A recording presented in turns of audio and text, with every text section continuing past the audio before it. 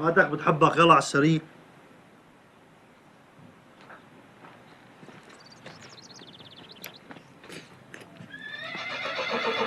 ايه؟ أحصانك برا وسلاحك. بدك شي؟ لوين؟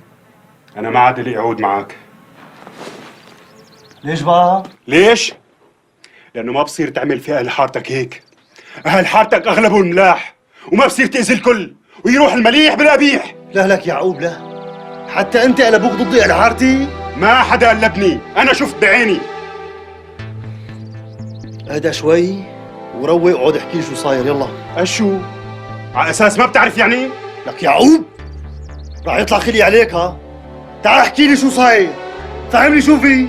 ليش حرق الدكان أب فهمي المشحر؟ ايش دخل هو؟ ايش سوى لك؟ انا؟ ايه انت؟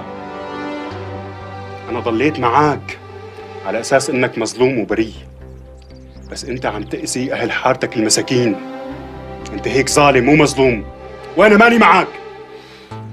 اسمع يا عقوب، ما في ابن مرة بيحكي هيك مع عبود الشامي، عم تفهم؟ قسما بذات الله لولا غلاوتك عندي لكنت فرجيتك شغله ما حبيت املوك. عم اقول لك مو انا اللي عملت هيك. وورقة لسه الخير لقدامي اهل حارة اللوز، منو اللي حطها؟ لك ورحمة ابي وامي مو انا. قسما بذات الله ما عديت الحاره من يوم ما تركت عليها ورقه انه انا لساتني عايش. يعني مو انت اللي حرقت الدكان وفهمي المشحر؟ ولك عم بحلف لك برحمة ابي وامي، شو شو صاير لك؟ بعدين ليش لحتى احرق دكانته لفهمي؟ مسكين شو عامل لي؟ ليش لحتى اذيه وبعمره ما اذاني؟ لكان مين اللي مسوي هالتساوي؟ لك انا شو بعرفني؟ ليش عم تسالني؟ بعدين لك يعقوب مو امبارح سهران وياك طول الليل هون؟ امتى بدي اروح على الحاره احرق دكانة افهمي وارجع؟ امتى؟ اخس عليك اخس.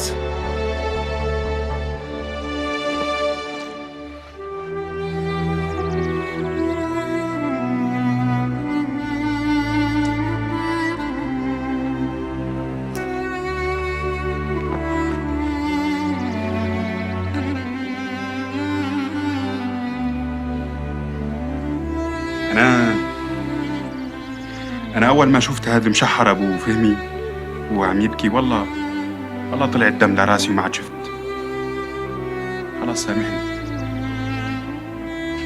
خلاص سامحني، هاي بوسي خلاص.